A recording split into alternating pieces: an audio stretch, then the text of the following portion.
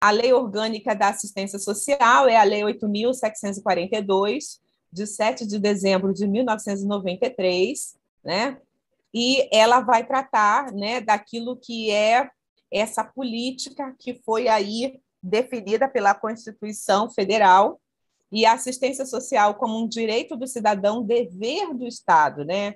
É política de seguridade social não contributiva que provê os mínimos sociais, realizada através de um conjunto integrado de ações da iniciativa pública e da sociedade, para garantir o atendimento às necessidades básicas. E aqui estão, né, os públicos os objetivos da assistência social, né? Eu falei inicialmente ali dos públicos-alvo, mas são objetivos da assistência social, né? A gente não pode esquecer, né? A proteção a esses públicos que a gente falou anteriormente, né? Mas também a vigilância socioassistencial é um dos objetivos, né? Que é uma análise territorial da capacidade protetiva das famílias, da ocorrência de vulnerabilidade, de ameaça e da vitimizações e danos, né? E também é o objetivo da assistência social a defesa de direitos, né? Para que todos tenham amplo acesso a esse conjunto de provisões socioassistenciais. E, obviamente, né, vai ser sempre um objetivo da assistência social o enfrentamento da pobreza, né, de realizar a assistência por meio das políticas setoriais, tá? Promovendo sempre a universalização dos direitos sociais, tá? Então, basicamente, esses são, né, a gente pode dizer, os 3 objetivos, tá, da assistência social. Agora, a gente precisa entender que a assistência social, como foi ela mesma se estabelece, né? Ela é um conjunto integrado de ações da iniciativa pública e da sociedade. Como que a sociedade participa, né, do Sistema Único da Assistência Social, principalmente? Por meio das suas entidades e organizações de assistência, né? Quais são as entidades e organizações de assistência social? São aquelas sem fins lucrativos que, isolado ou cumulativamente, prestam atendimento e assessoramento aos beneficiários abrangidos por essa lei, né? Bem como as que atuam na defesa e na garantia de direitos, tá? Porque eu tenho visto que muitas vezes a gente entende o Sistema Único da Assistência Social apenas como uma dimensão pública, e não é verdade. A gente sabe que essas entidades e organizações da assistência social, elas fizeram história no nosso país, né? Principalmente quando a política não existia assistência social enquanto política, né? Que era aquele terreno que todo mundo, de imprecisão, que todo mundo atuava. Essas entidades, né, elas vão fazer o atendimento de forma continuada, permanente e planejada, né? Vão prestar serviços em forma de programas e projetos, né? Vão conceder benefícios, né, de prestação social básica ou especial, tá? Dirigido a famílias e indivíduos, tá? Isso é muito comum. Eu vou dar aqui um exemplo de uma entidade que é assim secular, né? A gente pode dizer que é a própria Santa Casa, né? Os serviços de abrigamento da Santa Casa, né? Daquelas vinculadas à assistência social católica ou outras religiões, né? Elas prestam um serviço ali também que é até complementar dentro do Sistema Único da Assistência Social. Aqui estão os princípios, né? Eles sempre aparecem dentro das políticas. Aqui, quais são os princípios da assistência social? Supremacia do atendimento às necessidades sociais sobre as exigências de rentabilidade econômica. A assistência social nunca vai visar o lucro. Ela não dá lucro, né? Muitas vezes dá até prejuízo, mas a gente não trabalha com a perspectiva do prejuízo quando é para empoderar, né, pessoas em vulnerabilidade. Ela vai também se organizar pelo princípio da universalização dos direitos, né, a fim de tornar o destinatário da assistência social alcançável pelas demais políticas públicas, vai trabalhar com o princípio da dignidade do cidadão, da sua autonomia, né, do seu direito a qualidade dos serviços, a convivência familiar e comunitária, vedando-se qualquer comprovação vexatória de necessidades, né? A assistência social nunca vai trabalhar, né, com essa condição, né, da pobreza, de atestado da pobreza, né? Igualdade de direitos no acesso ao atendimento, sem discriminação de qualquer natureza, divulgação ampla dos benefícios, serviços, programas e projetos que são concedidos pelo poder público. Aqui estão as diretrizes. 3 diretrizes apenas: a descentralização política administrativa, a participação popular, né, a participação da população, e primazia do Estado na condução da política. Basicamente, as 3 diretrizes da Lei Orgânica da Assistência Social. Agora a gente vai falar um pouco da sua gestão, né, da sua organização. O artigo 6º, ele é muito importante, você vai ver que, olha, ele sofreu uma série de alterações a partir de 2011. Por quê? A partir de 2011 nós tivemos, né, a aprovação da Lei do Sistema Único da Assistência Social. E aí entrou o artigo 6º, né, para trazer a existência do Sistema Único da Assistência Social, né, que vai trabalhar com a gestão compartilhada, o cofinanciamento, a cooperação técnica, vai integrar a rede pública e privada, vai estabelecer as responsabilidades entre esses entes, os níveis de gestão, né, entre as diversidades regionais e municipais, implementar a gestão do trabalho e a educação permanente na assistência social, estabelecer a gestão integrada de serviços e benefícios, afiançar a vigilância socioassistencial e garantias de direitos. E aí, outra coisa que é bem importante, tá, que a gente tem no artigo 6º, é a organização das proteções, tá? Se lembra que a gente tem falado muito, a gente tem falado muito aqui, né, dos tipos de proteção, e elas estão definidas pelo artigo 6º da Lei Orgânica da Assistência Social. A gente vai ter a proteção social básica e a proteção social especial. Cláudia, o que vai trazer a distinção entre elas? Né? A gente já sabe que a proteção social básica, ela é de caráter preventivo, tá? E a proteção social especial, ela tem o caráter interventivo. Mas preventivo e interventivo em quais situações? No fortalecimento de vínculos familiares e comunitários. Na prevenção, ainda se tem o convívio familiar, né? A gente sabe que a pobreza, o desemprego, né, alguns contextos podem vir a fragilizar o vínculo familiar, mas eles serão atendidos ali na política nacional, na proteção social básica, para fortalecer esse vínculo familiar, tá bom? Agora, por que a proteção social especial é interventiva? Porque o vínculo familiar, ele está gravemente ameaçado ou ele está rompido. Quando ele está ameaçado? Quando existe violência doméstica, né? Mas a família ainda está coabitando, só que já está sendo trabalhada, obviamente, para que essa violência doméstica não exista. Mas existe quadros de drogatização nessa família, né? A família ainda está ali, mas o vínculo é ameaçado porque tem essa situação de dependência química. Ou, muitas vezes, já não coabitam mais, porque já ficou o risco social já se estabeleceu, certo?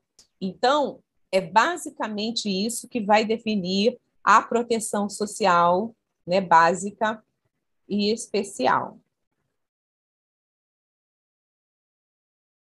Agora, a gente precisa entender também, né, que onde que essas proteções elas vão se efetivar.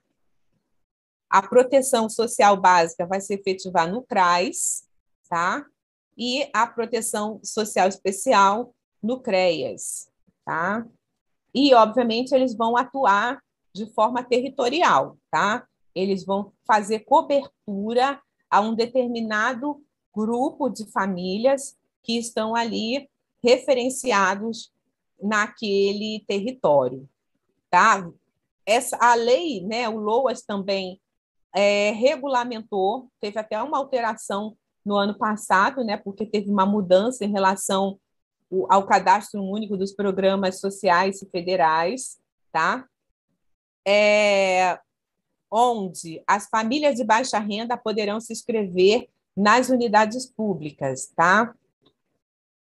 Ou, em termos do regulamento, por meio eletrônico.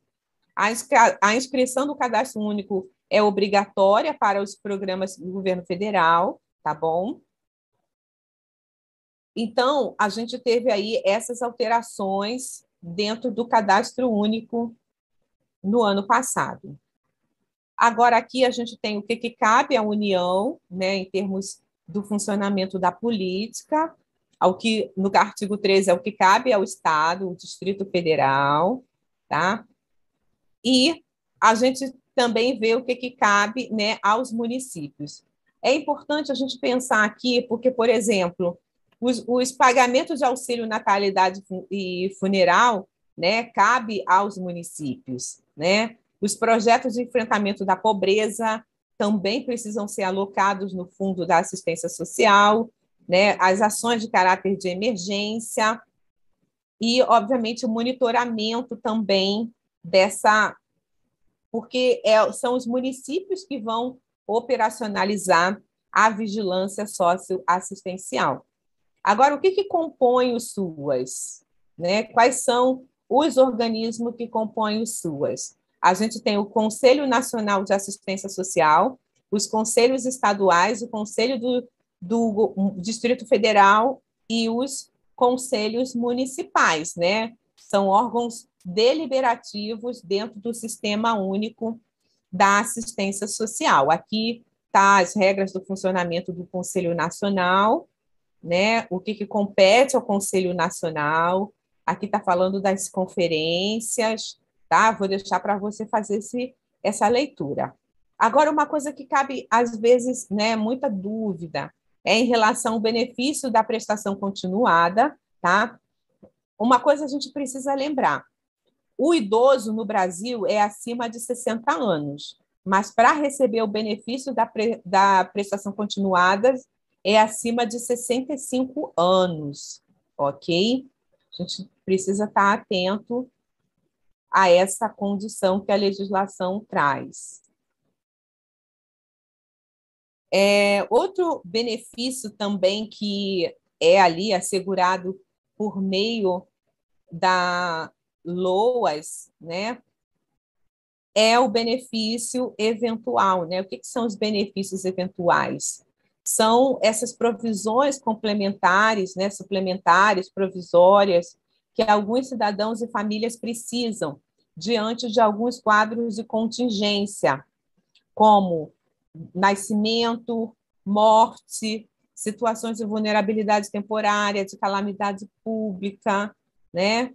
Esses benefícios eles vão, né, ser alvo de dotação dos estados, do Distrito Federal e dos municípios, tá? E, obviamente, os prazos são definidos, né? O que o Conselho Nacional vai fazer, né, em relação a isso? Ele pode propor a medida de disponibilidade orçamentária das 3 esferas de governo, né, para instituir desses benefícios no valor de até 25% do salário mínimo para cada criança de até 6 anos de idade, tá? Mas esses benefícios eventuais não poderão ser cumulados com aqueles, né, outros que são listados dentro da legislação. Deixa eu apagar aqui para a gente avançar.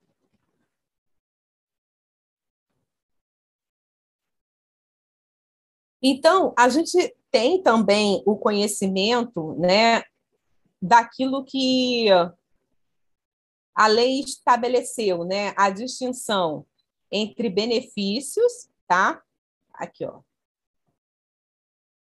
Benefícios, serviços, programas e projetos, tá? É preciso atenção aí para a gente entender a distinção. O benefício, ele tem sempre a ver com uma transferência de renda, seja direta ou indireta. O serviço, eles são ofertados, né, os serviços socioassistenciais, mediante aquilo que está na tipificação nacional, tá? Tipificação nacional de serviços socioassistenciais. É bom dar também uma leitura como orientação complementar. Os programas de assistência social, né, que obviamente vão ser demarcados com objetivo, tempo e área de abrangência, os projetos de enfrentamento da pobreza, o auxílio inclusão, que foi criado agora, né, no final do ano de 2021, como uma transformação do BPC para a pessoa com deficiência, porque o benefício da prestação continuada, ele estabelece, né, um salário também para a pessoa com deficiência, sendo que está sendo cada vez mais trabalhado a inserção da pessoa com deficiência no mercado de trabalho. Então, o que foi feito por meio do auxílio inclusão?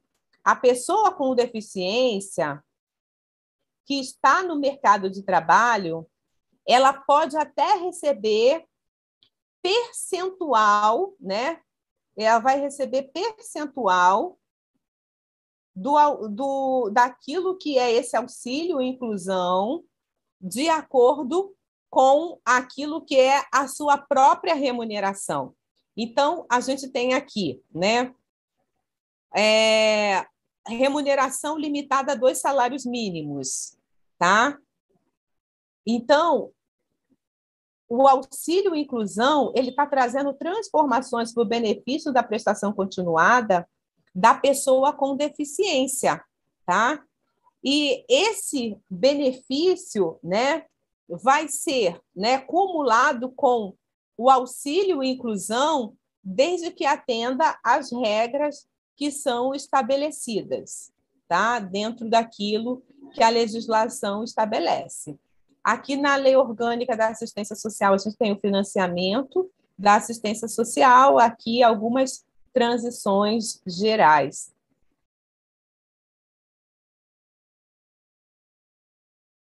Pessoal, eu sou a professora Cláudia Tenório e nós vamos estar falando a respeito da Lei 8.212, de 24 de julho de 1991. Essa é uma das leis que, somada, por exemplo, a 8.213, também do mesmo dia, 24 de julho de 1991, vai ter uma importância fundamental quando a gente trata daquilo que é a Seguridade Social.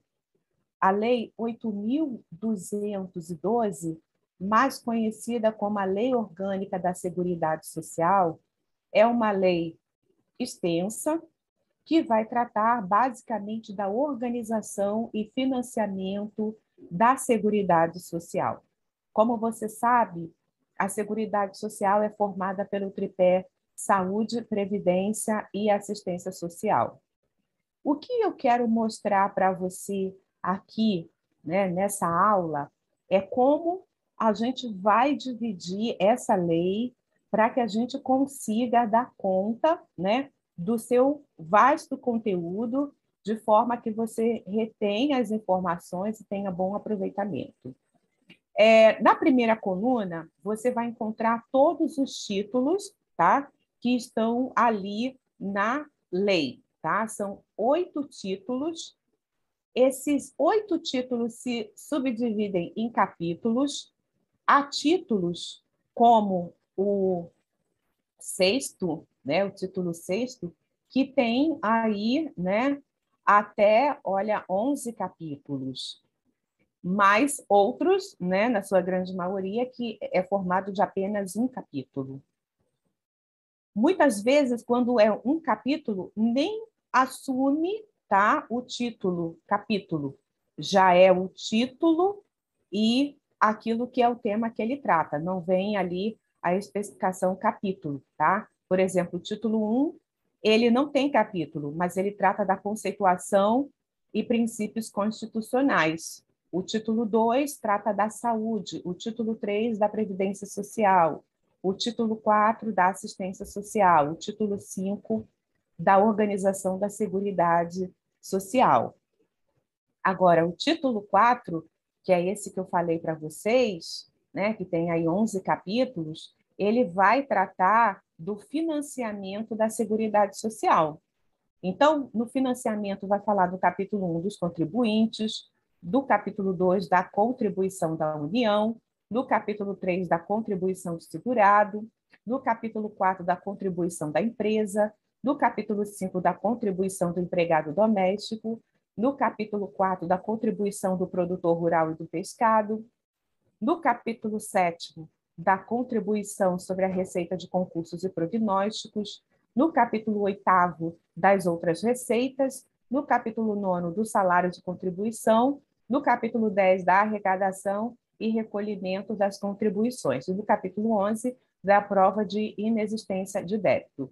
O título 7º vai tratar das disposições gerais, não tem um capítulo estabelecido, e o título 8º, né, que trata das disposições finais e transitórias, vai ter o capítulo 1, que vai falar da modernização da Previdência Social, e o capítulo 2, que vai tratar das demais disposições. Na terceira coluna, tá, aqui do nosso resumo, você vai ter os artigos que compõem os capítulos, né, dentro dos seus respectivos títulos. Então, por exemplo, o título 1, que aborda a conceituação e princípios constitucionais, só tem um artigo, que é o artigo 1º. O título 2, que trata da saúde, vai estar ali somente no capítulo 2º. O título 3, que trata da Previdência Social, vai estar no artigo 3º. O título 4, que trata da assistência social, vai estar no artigo 4º. E o título 5, que trata da organização da Seguridade Social, vai ter aí um pouco mais de artigos, né, que vai abordar o 5º, 6º, o 7º, o 8º e o 9º, tá? 5 artigos abordando a organização da Seguridade Social.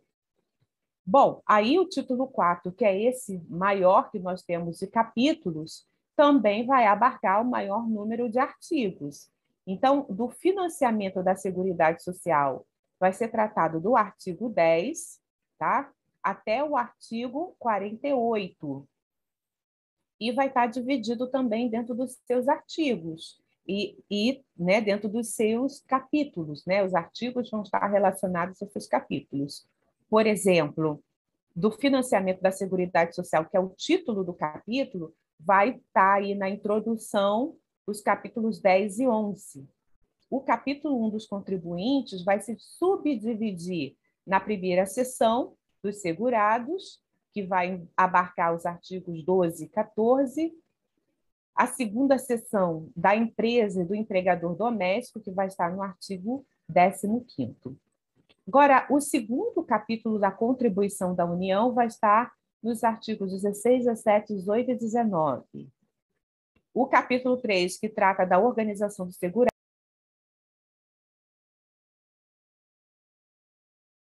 Vamos conversar a respeito do conceito de deficiência e a avaliação biopsicossocial. Na verdade, quando a gente fala de avaliação biopsicossocial, a gente já está também se referindo a um determinado tipo de conceito, né, de deficiência. Mas isso vai ficar mais claro para vocês à medida que a gente avançar.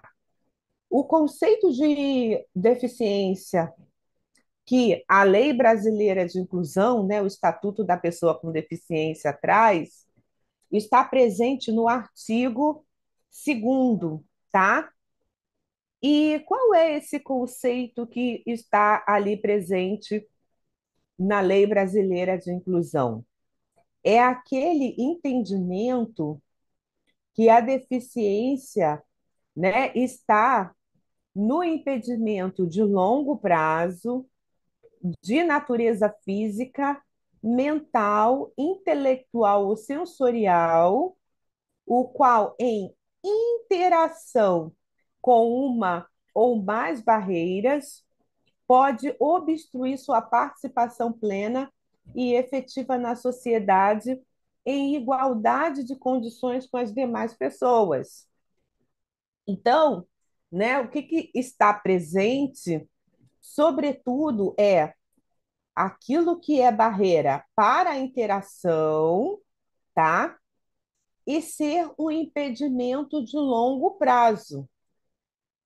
E que faz com que, em razão do impedimento, a interação seja afetada, consequentemente trazendo, né, uma obstrução da participação plena e efetiva na sociedade em igualdade de condições com as demais pessoas.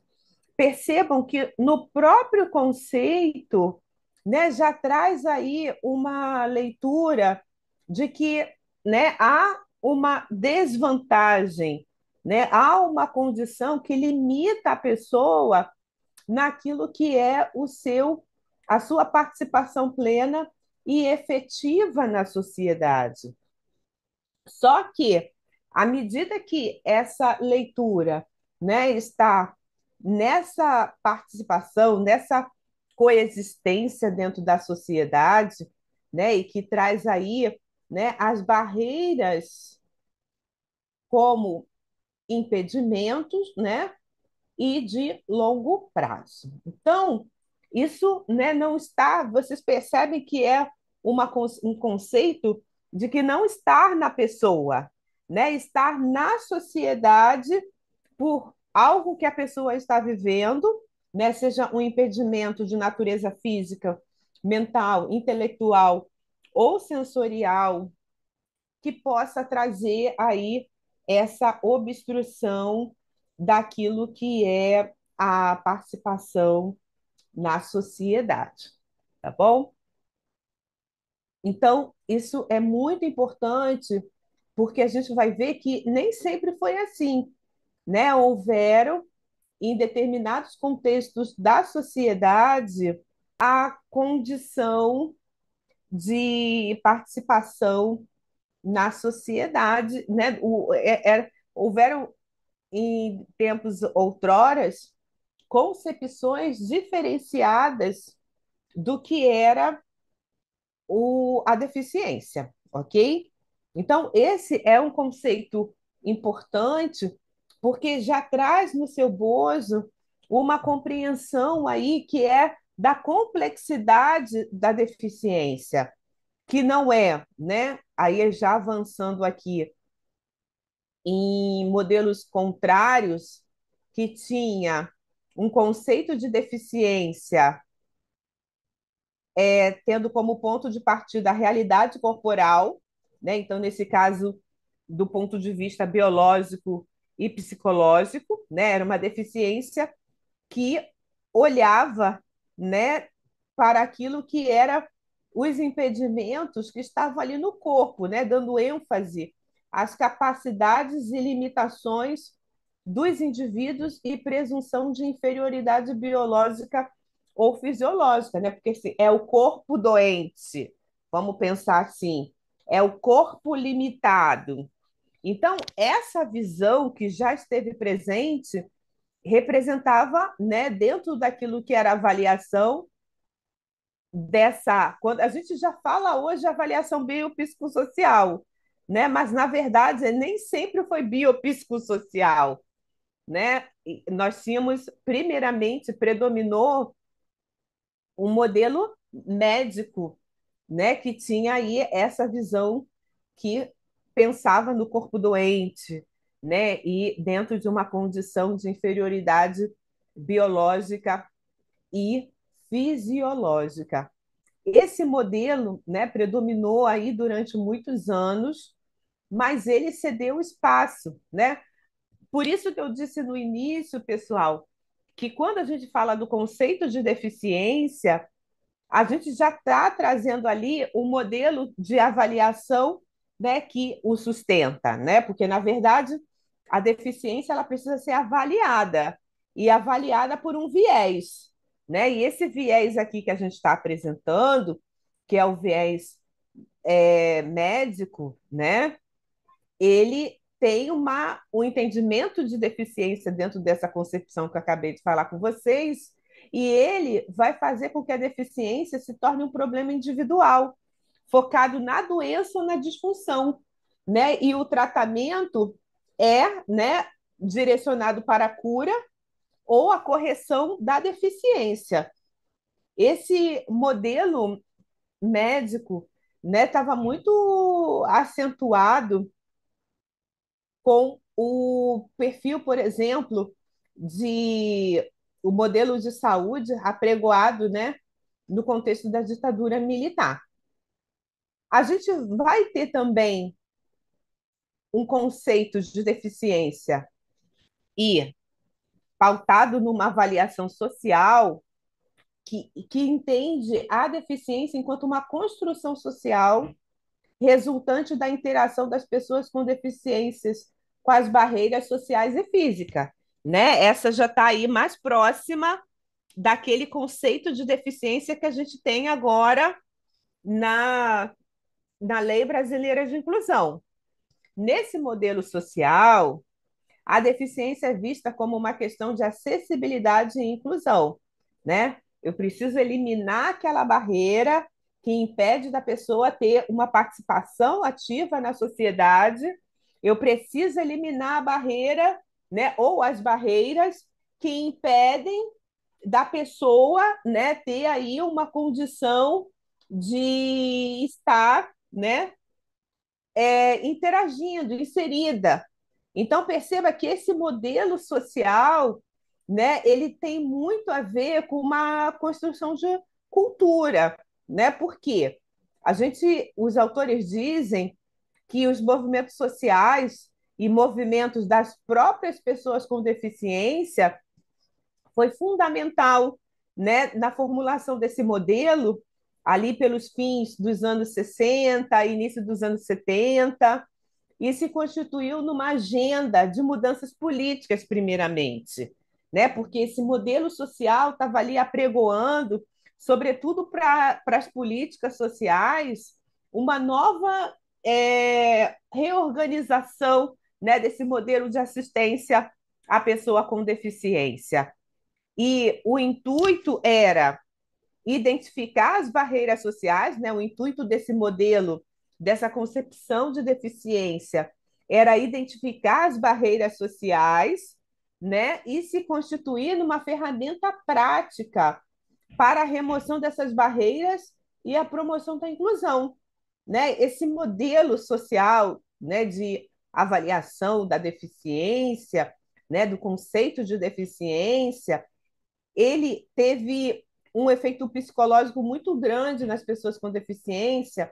Para quê? Porque construiu uma identidade coletiva, evidenciando que a deficiência não é um fracasso individual, né, mas social, né? Existe ali algo que, né, não está no indivíduo, como, por exemplo, o modelo médico tinha, mas é algo, né, que a sociedade impõe barreiras para essa livre participação e não é a pessoa, né, que antes se tinha até uma visão, né, desse modelo médico que falava a pessoa, né, portadora de deficiência, né? E quando a gente rompe com esse modelo médico e tem aí o avanço para o modelo social, a gente fala da pessoa com deficiência, ela tem barreiras, né? Fazendo menção aí esse conceito que está na Lei Brasileira de Inclusão, ela tem barreiras, né? Ela tem uma barreira ou mais barreiras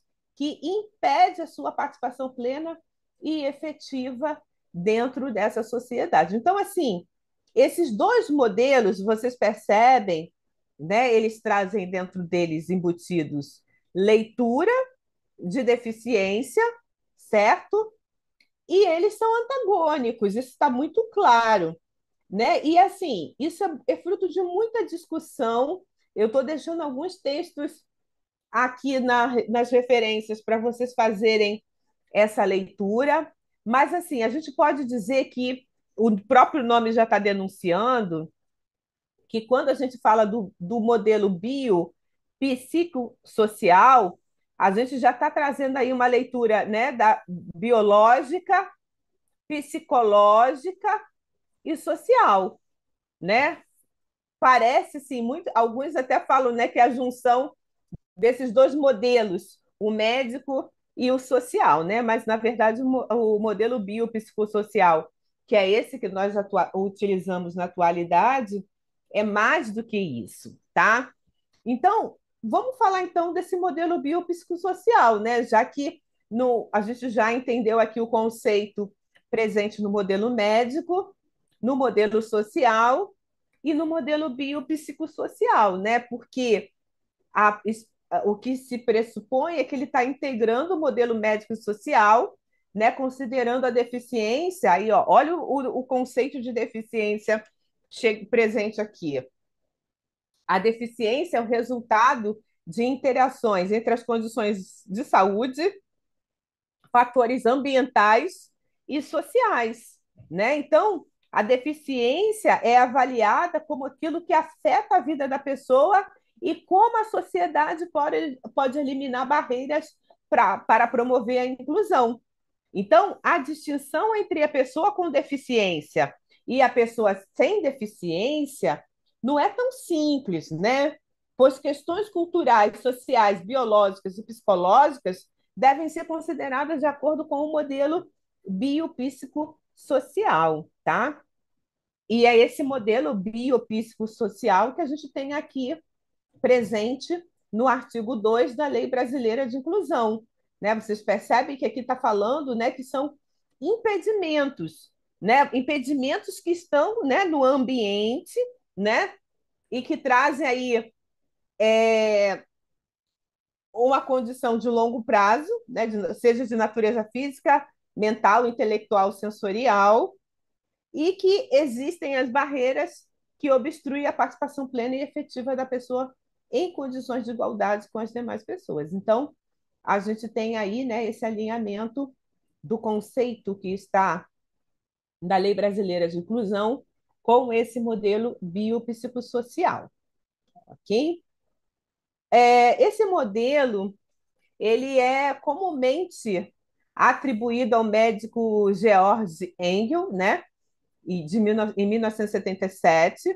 Lug, que é um outro autor, vai fazer um histórico da criação desse modelo biopsicossocial e voltando lá em 1952, com outro pensador chamado Roy Grinker, onde é apresentada a primeira discussão enquanto uma perspectiva de ampliar a lógica de cuidado para além da doença. Agora, a primeira publicação, né, são algumas informações que podem fazer diferença, sobretudo na prova, né, numa prova, sobre o modelo biopsicossocial. A primeira publicação vai acontecer em 1974, com o nome em Alternative The Biopsychological Social Model, por Mosey, uma terapeuta ocupacional. Embora possa haver essa confusão de origem, né, se foi o Jorge Engel, né, ou quem fez,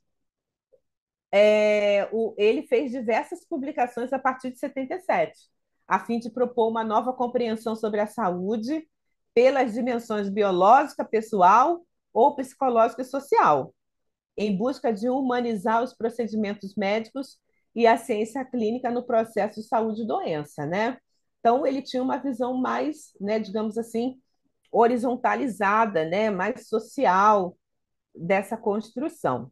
E aí o termo biopsicossocial se tornou um modelo teórico no campo da deficiência em 1987, já com o pesquisador Gordon Weidel, em que incrementou a proposta de Engel ao fazer a relação causal entre os níveis biopsicossocial para além de a pensar, né, descrevê-los, né?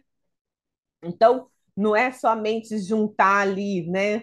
É também criar ali um entendimento. Então, esse modelo biopsicossocial foi é anexado a CIF, né? Que é o que é CIF? Está aqui embaixo, é a Classificação Internacional de Funcionalidade, Incapacidade e Saúde. A gente vai ouvir ainda muito aqui nessa noite aqui da CIF, né? Ela foi publicada pela Organização Mundial de Saúde em 2001 e ela trouxe aí amplo debate do que é saúde, considerando os determinantes sociais e os impedimentos biológicos, mentais e psicológicos, né? Dentro aí dessa perspectiva biopsicossocial, trazendo a deficiência como resultado, né? Uma complexa relação de indivíduo e ambiente, né? Tudo alinhado com o conceito de deficiência que está na Lei Brasileira de Inclusão. E essa CIF, vocês vão ver a importância dela aqui ainda mais adiante, ela é uma ferramenta que avalia situações de saúde globais em que as pessoas estão inseridas, tá?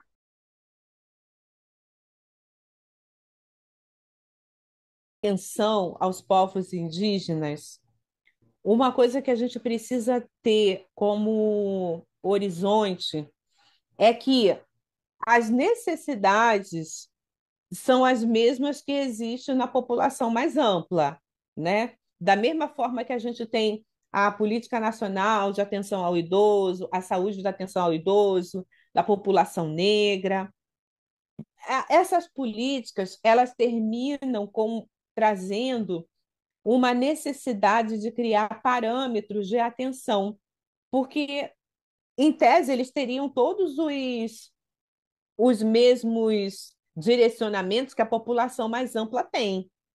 Só que, se a gente começa a entender, né, a condição do povo tradicional, as dificuldades, muitas vezes, de localidade, da cultura, daquilo que faz com que essa particularidade se torne necessária até para que a gente garanta, né, assim, a valorização de um público que faz parte, né, aí você que fez história, da história nacional, né? Então, a política ela vem nesse sentido de fazer com que, né, se compatibilize com aquilo que já é uma orientação da Lei Orgânica da Saúde, com a Constituição Federal, mais direcionada, nesse caso, aos povos indígenas, de forma que possa assegurar, garantir as especificidades étnicas e culturais e os direitos territoriais que eles possuem.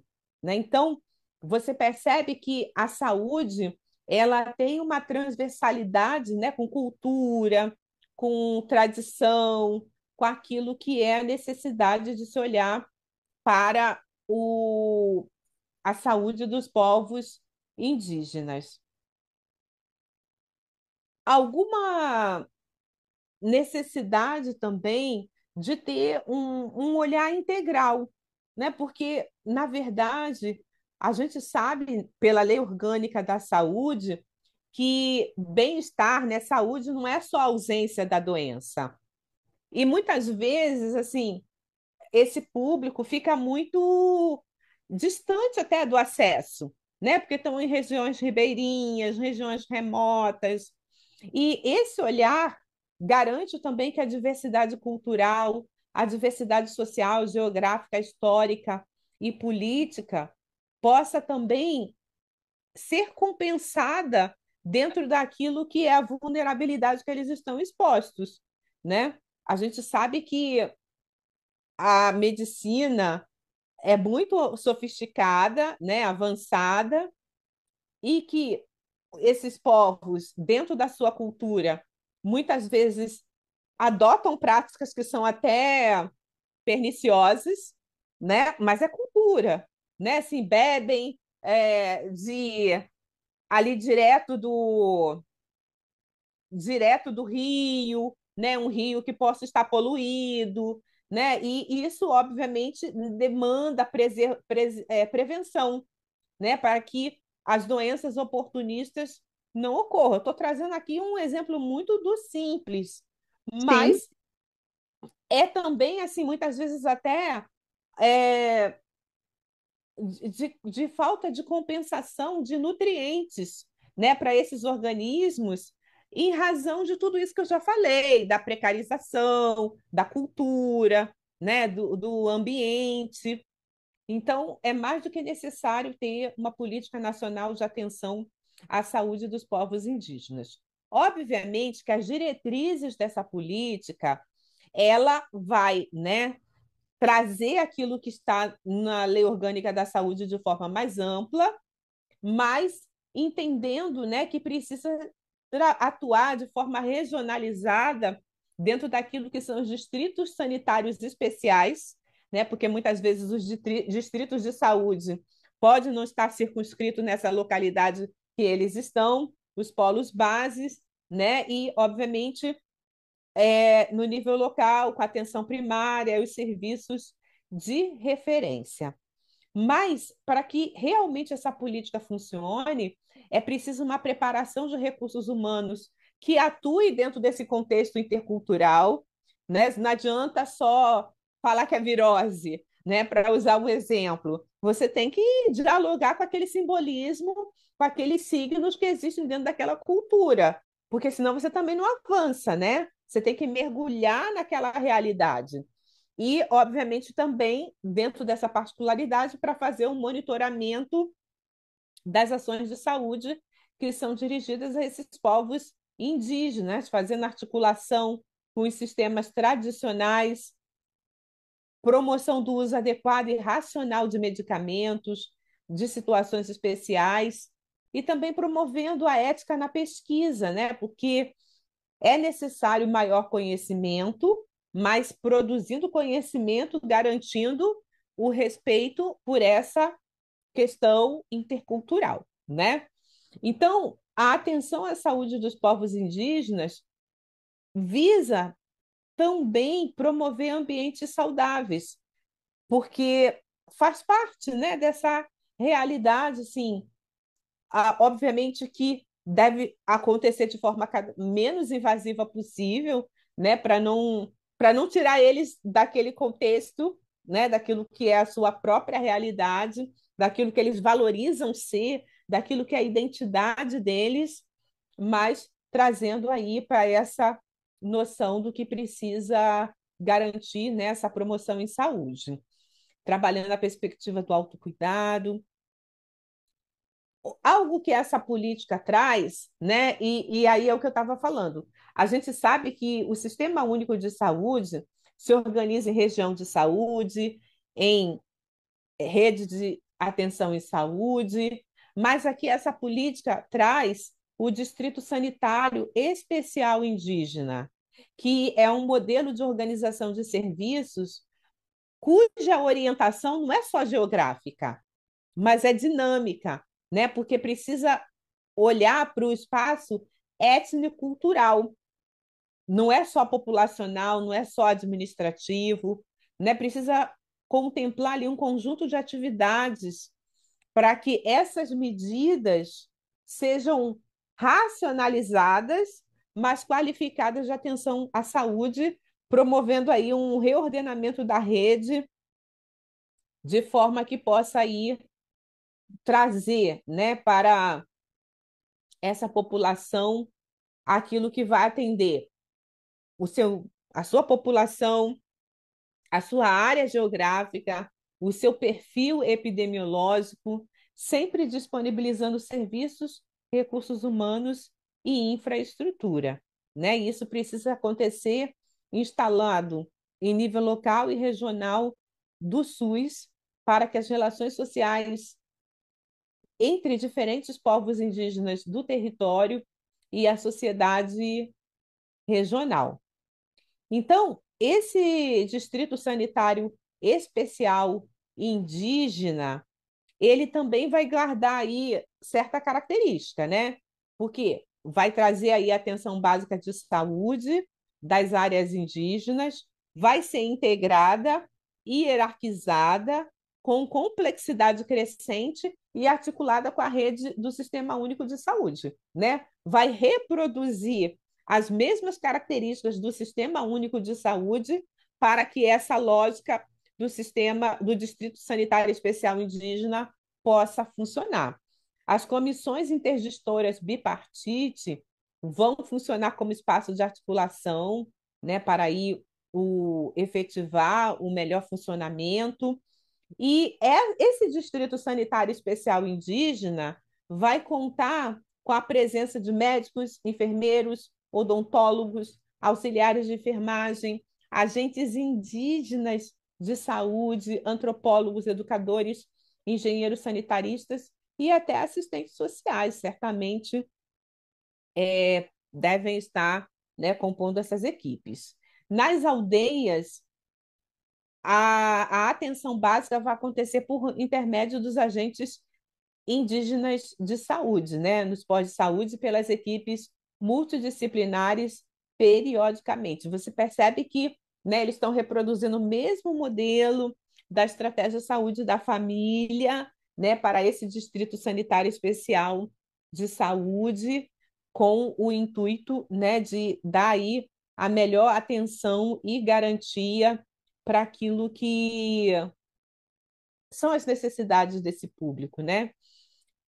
Serão oferecidos casas de saúde indígena localizadas em municípios de referência dos distritos, a partir da readequação das casas do índio. E essas casas de saúde precisam receber, alojar, alimentar pacientes encaminhados e acompanhantes, prestando assistência de enfermagem 24 horas por dia, marcação de consultas e exames complementares, internação hospitalar, né? Além de promover a educação em saúde. O programa de formação de agentes indígenas de saúde é, é parte do processo de construção desse distrito, né, sanitário especial indígena, e precisa ser elaborado nos marcos da Lei de Diretrizes e Base da Educação, adotando metodologia participativa, né, propícia à comunicação intercultural, de modo a favorecer o processo recíproco de aquisição de conhecimentos. Então, a gente percebe, né, que toda a lógica que a gente vê sendo construída de uma forma mais ampla dentro daquilo que é o Sistema Único de Saúde, ele é trazido para essa realidade também. Vai ter o acompanhamento e avaliação da política com base no sistema de informação da atenção à saúde indígena. E esse sistema vai subsidiar órgãos gestores e de controle social para que possam criar esse conhecimento, né, e prever ações planejadas. Essa articulação dos sistemas tradicionais indígenas de saúde vai acontecer, né, de forma articulada com os demais serviços de saúde ali territoriais, vão ter uma abordagem holística de saúde, adotando o princípio da harmonia do indivíduo, famílias e comunidades com o universo que os rodeia. E é interessante que, né, se valoriza práticas e concepções que são geralmente recursos de saúde de eficácias empírica e simbólica, de acordo com a definição mais recente de saúde da Organização Mundial de Saúde.